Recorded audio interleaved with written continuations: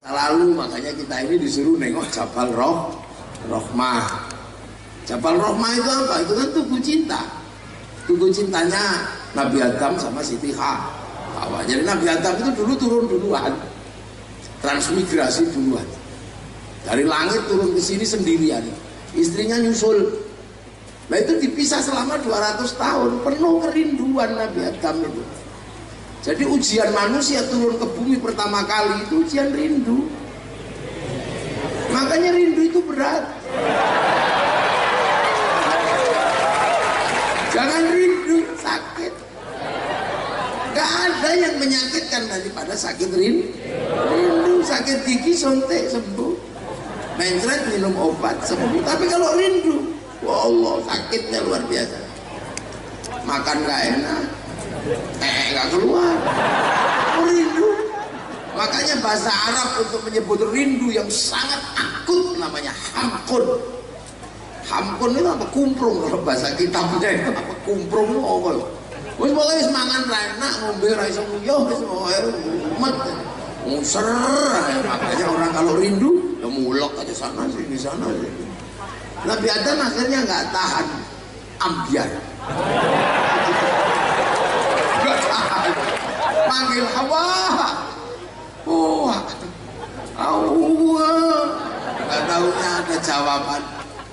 Bang Adam, Mas Adam, Hawa, kamu di mana? Wah itu kalau film India, ini belakangmu, di belakangmu. Gitu. Nah Siti Hawa itu duduk di atas sebuah bukit. Mas Adam, Hawa. Nah Siti Hawa udah 200 tahun rindu kan gak tahan. Akhirnya cincing sarung lari turun mengejar Nabi Adam. Tapi Nabi Adam sebagai laki-laki tetap waspada dalam situasi yang genting, tetap bisa bertindak secara tepat dan terukur. Itu bahasanya TNI Polri. Akhirnya tepat dan terukur. Hawa, kamu jangan turun. Kenapa Mas? Aku rindu. Jangan, kamu jangan turun. Kenapa? Aku jangan. Kamu tetap di situ biar aku yang kesana. Kalau engkau yang mengejarku, kalau engkau turun mengejarku, aku khawatir nanti dicontoh anak cucu kita ada perempuan mengejar laki-laki.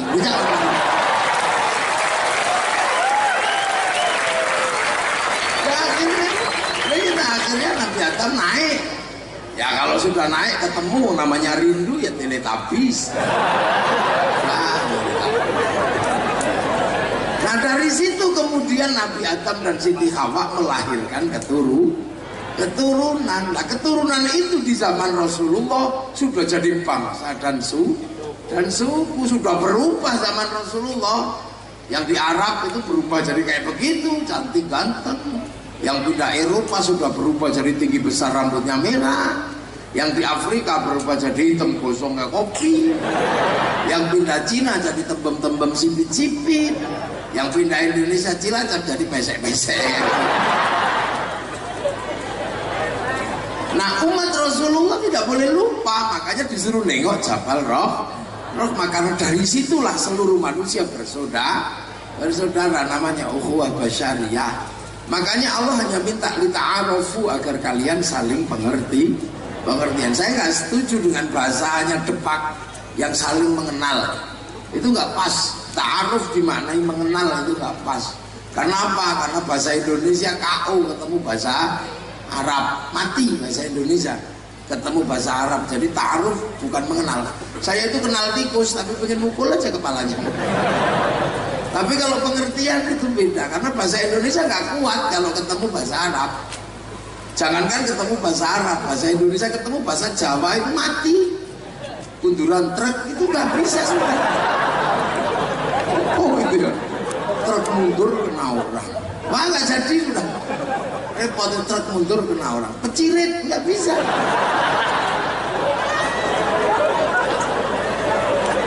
Itu bahasa yang kalah tua. Makanya polisi ini saya suruh waspada kalau pakai bahasa Indonesia. Yang paling berbahaya itu kalau polisi pakai bahasa Indonesia. Bener Pak Kapolres, maka waspadalah. Nah sekarang yang paling cepat musyrik kan polisi. Saya nanya sekarang, mumpung nggak Polres ada kan sering nangkep orang gitu. Kalau sudah ditangkap kan dicari saksinya. Saksi itu apa? Saksi itu apa dalam konsep kepolisian? Boleh dah, kalau kamu harus tahu teman, akan diwakili. Apa? Saksi itu apa? Orang yang melihat, mengetahui, menyaksikan. Nah, ini bahaya makna ini. Asyhadu an la ilaha illallah, saya bersaksi tidak ada Tuhan selain Allah. Memang pernah lihat Allah? Yang pindah itu kan bohong kan? Saya bersaksi, saksi adalah orang yang melihat lah. Kalau saya bersaksi tidak ada Tuhan selain Allah, sampean pernah lihat Allah? Nggak pernah, makanya kalau pakai bahasa Jawa selamat. Asyhadu anak seni i'tiqadum bil qalb. Allah anak seni sapa ingsun Allah ilaha ing ora ana pangeran kang wajib disembah kelawan hak iku maujud illallah angin Gusti Allah. Tapi kalau pakai bahasa Indonesia saya bersaksi memang pernah ketemu Allah. Nah, itu bahasa itu susahnya di situ. Makanya lita'arafu agar saling pengertian. Makanya tidak dikasih dalil. Kenapa orang tiba-tiba berbangsa-bangsa, bersuku-suku itu menjadi berbeda? Dan kenapa berpisah? Nggak ada dalilnya. Karena kalau ada dalilnya tidak menghasilkan pengertian. Nah itu makanya cuma kita pengertian aja deh. Ya tergantung local geniusnya kayak apa. Itu kecerdasan lokalnya. Kalau saya memaknai pengertian sederhana. Orang Arab cantik ganteng, ya saya mesti pengertian. Karena di sana nggak ada air. Jadi kalau dibikin cantik dan ganteng, alhamdulillah. Kalaupun nggak mandi tetap cantik, tetap ganteng. Itu aja. Kalau dibikin jelek kayak kita terus gak mandi, ya jelek. Makanya Allah bikin orang Arab cantik ganteng karena ada susah air. Orang Eropa kenapa tinggi besar rambutnya merah? Ya karena ada musim dingin. Kalau dibikin kecil-kecil gini kedinginan mati. Ya dibikin besar gitu aja. Karena itu kan pengertian aja, pengertian gak ada dalilnya. Dan ini dipercaya juga, syukur enggak ya, enggak apa-apa, bukan rukun iman aja. Tapi ini menghasilkan pengertian. Makanya orang Eropa kalau musim dingin ini nggak punya matahari, nggak punya, hilang mataharinya sehingga ultraviolet tidak menyentuh kulit. Hilangnya ultraviolet menyebabkan kulit itu berubah, pigmennya berubah. Makanya terus bintik-bintik kayak tokek. Akhirnya orang Eropa mesti ke Indonesia berjemur di pantai-pantai Cilacap. Itu berjemur, bukan pornografi. Orang Jawa ngarin dede. Kue dede, kue aja ngeres. Ya, makanya nggak usah dibikin perda syariat tulis masuk Cilacap harus pakai jilbab. Ya pindah ke Thailand. Orang Eropa kalau musim dingin mana ada daun, nggak ada. Seluruh daun rontok di musim gugur. Ya nggak rontok cuma daun cemara. Makanya bulan Desember hari raya Natal pakai daun cemara bukan saking hebatnya daun cemara, ya itu aja yang nggak rontok di musim gugur. Lagi itu makanya nggak usah emosi. Jangan tanam cemara di depan masjid kami. Itu pohon Kristen. Semenjak kapan pohon punya agama?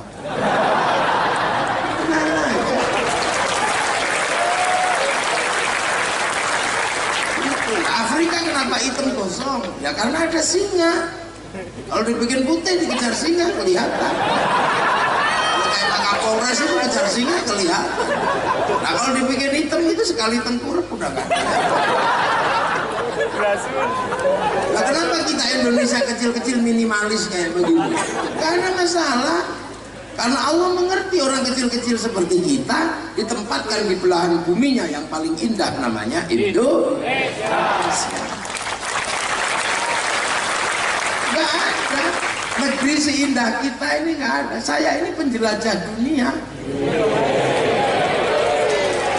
Ini memang kue.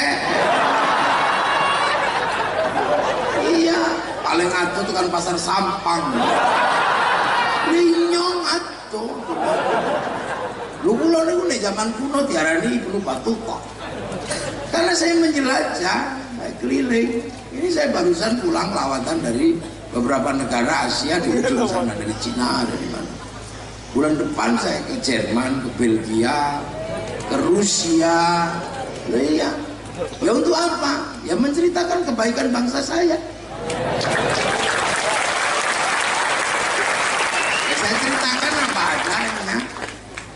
dunia udah remuk kayak begini. Nah kenapa Indonesia tetap indah? Nah itu pengen tahu.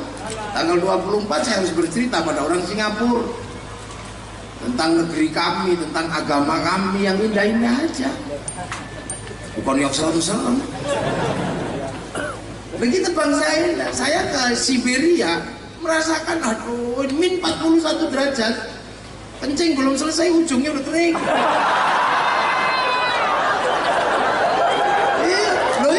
Itu kita nggak ngalami di sini. Lo coba kita nggak ngalami, kemana-mana naik anjing, anjingnya segini namanya Siberian Husky. Kalau diimpor dari tempat lain namanya Alaskan Malamut, besar. Di Afrika apa itu bisa dandan? Nggak bisa, nyamuknya ganas. Nyamuk Afrika nggak mempan sama cap kingkong. Itu makanya tai gajah harus diaduk sama kencing kuda, karena gajah itu makan tumbuhan yang antinya nyamuk. Nah saripatinya diusap-usapkan gini, makanya jadi julu-julu.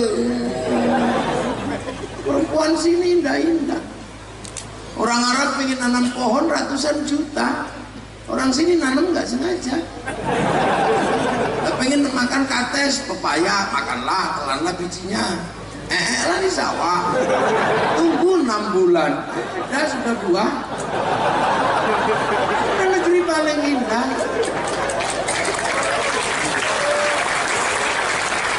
Orang Eropa cari matahari harus nabung ke Indonesia. Kita setiap hari ketemu matahari, bahkan kita nggak enak. Tadi kepanasan mundur. Gitu. Makanya anak-anak milenial jangan kamu beralasan mau lihat matahari terbit atau matahari terbenam. Mau pacaran aja. Nggak usah pakai lihat sunset. Alah, ya ngelomboni weh. Gue ngelomboni biungnya, ngelomboni ramane, tak biti ya. Pikirannya orang bisa, yang apa? Bahasa Cilacap, yang bisa. Ya apa bisa? Ayo terus ngomong, bisa. Diajari sama Gus Ibtat. Beliau guru saya dalam urusan bahasa Cilacap. Iya, tubel-tubelan lagi kadal. Kita paling indah, negeri paling indah. Orang Eropa kalau musim dingin cari ikan nggak ketemu. Makanya musim panas mengawetkan ikan namanya sarden untuk dimakan di musim dingin. Kita setiap hari cari ikan segar ada di sungai. Itu gayanya Eropa makan sarden, apa itu aneh-aneh aja. Cari ikan di situ, nyetrum ada ikan apa aja ada. Gak dapat ikan kodok juga ada. Negeri paling indah kita.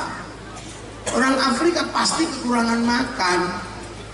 Gitu. Kenapa? Karena makanannya habis oleh binatang. Nanam padi habis sama burung.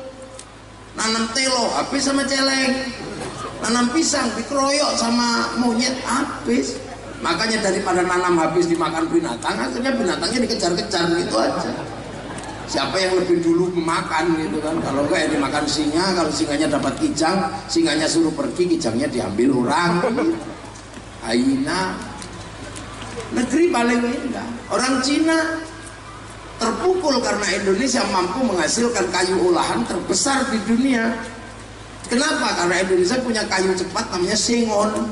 5 tahun segede pohon kelapa. Orang Cina mengkebunkan sengon 3 juta hektar. Tapi ditunggu sampai 25 tahun baru segini.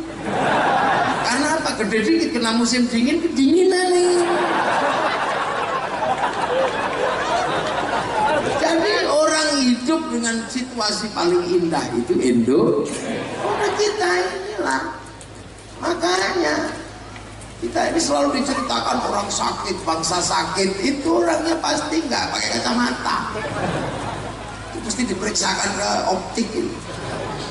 Sakit, agama Islam tertindas. Kata siapa dari RT sampai presiden Islam? Maka harus dibela. Ya, maka tadi ribut. Nah, itu makanya Islam itu indah di Indonesia, bukan kelasnya kelas ribut lagi. Nah itulah. Nah kita pengertian itu. Itu maka kalau kita punya pengertian itu, umat Rasulullah akan menjadi pemimpin mengayomi seluruh umat yang ada. Itu Allah sudah ngatur. Dan masa depan dunia ini ditentukan oleh keturunan satu orang, namanya Ibrahim. Ibrahim punya keturunan besar namanya Bani Israel. Bani Israel punya dua agama besar namanya Yahudi Nasrani. Sekarang belahan dunia Eropa dikendalikan oleh Yahudi dan Nasrani. Beberapa negara di Asia dikendalikan oleh Islam. Yang gitu. Nah ada satu lagi namanya Hindu Buddha. Itu Hindu mengenal sosok yang namanya mirip. Di Islam mengenal Ibrahim, di Yahudi Nasrani mengenal Abraham, di agama Hindu mengenal namanya Brahma. Orang kadang melihat ini jangan-jangan orang berbeda. Kalau saya melihat malah jangan-jangan sama. Dilihat dari mana? Dari istrinya. Ibrahim istrinya Sarah, Abraham istrinya Sarah, Brahma Saraswati. Jangan-jangan sama kan? Brahma Saraswati, Ibrahim Sarah, Abraham Sarah. Kenapa Saraswati? Ya Sansekerta. Megawati, Fatmawati. Kalau perempuan Islam Siti. Siti itu nama terbaik sebenarnya. Iya, siapa yang bernama Siti menempati porsi nama terbaik. Karena orang Jawa menyebut Sayyidati itu pendek jadi Siti. Sayyid jadi Ye. Ya kan orang Jawa nggak suka yang panjang-panjang. Muhammad Mat gitu aja.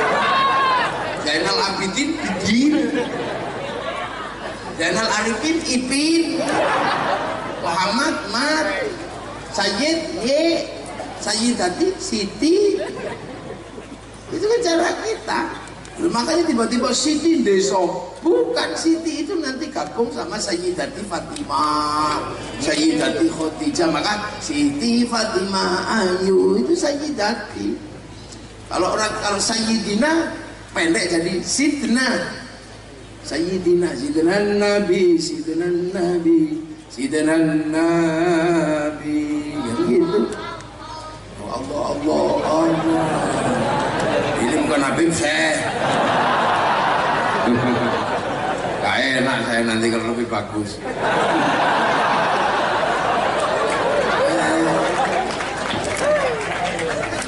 Makanya Islam ini biar menjadi agama masa depan gak ribut, makanya diselesaikan konflik Masjidil Haram sama Masjidil Aqsa lewat apa? Isra Mi'raj. Yang Masjidil Haram kita, Masjidil Aqsa sana. Ya sudah, kalau selesai sudah. Kemudian ya kalau kamu mau ajak, kalau enggak ya doakan. Makanya kalau sholat ada kama sholaita ala Sayyidina Ibrahim wa ala ali Sayyidina Ibrahim. Umatnya Nabi Muhammad itu umat masa depan. Maka jangan disandera oleh masa lalu. Untuk meminang masa depan jangan disandera oleh masalah. Kalau kamu mau berbahagia dengan keluargamu hari ini,